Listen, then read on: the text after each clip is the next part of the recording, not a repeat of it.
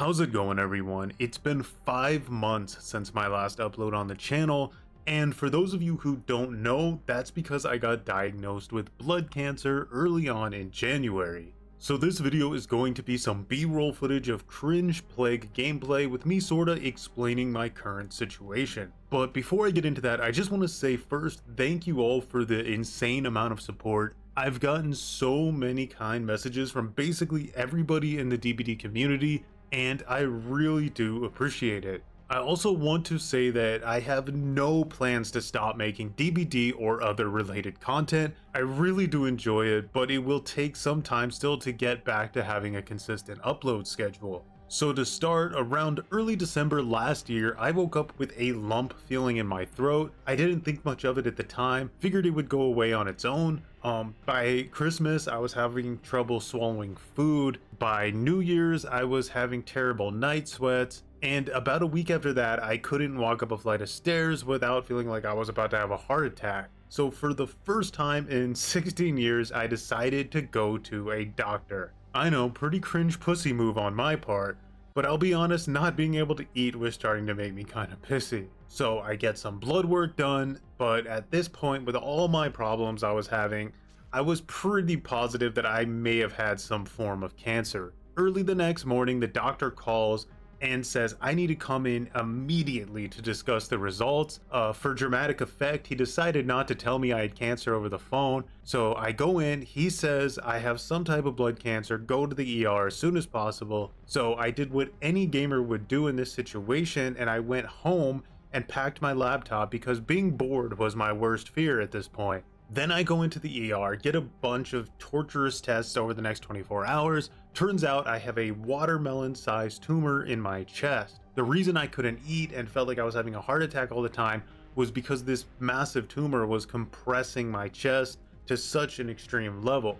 Now, I figured, okay, I'm dead, right? You can't fix that, obviously. And the doctors were like, no, actually, here, take this. And they gave me like aspirin-sized pills that over the course of the next 2 weeks melted my tumor completely.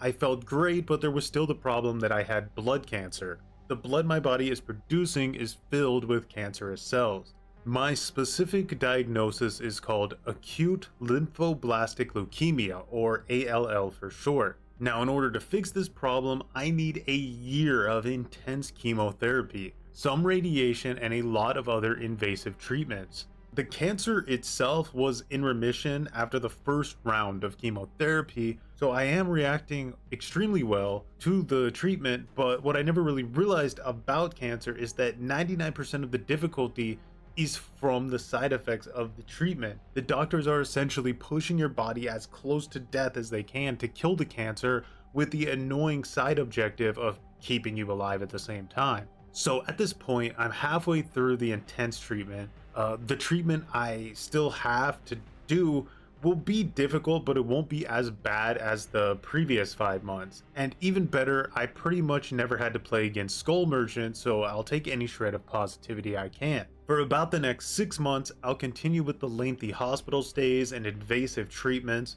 After that, I'll still have medication, other things I have to do, but I'll start to have more of a normal life again. The last thing I want to say, and this is cringe, so fasten your cheek belts, is that I would not have been able to do this alone. My wife has literally hard carried me through this in a lot of ways. Just the idea of somebody going through this treatment alone is pretty awful. So if you know anybody that you care about who's going through this, remember that, lovely words and checking in on them every day, it's nice, and to be fair, in most situations, it's all you really can do. But if you are in a situation where you can bring somebody maybe a lunch or think of ways to help them stay busy in the hospital, those types of things are legitimately life-saving. So that's where I'm at. I hope to be able to have some videos out soon complaining about DBD like every other cringelord. I also can't wait to get back into streaming as well. I was really having a blast hanging out with you guys.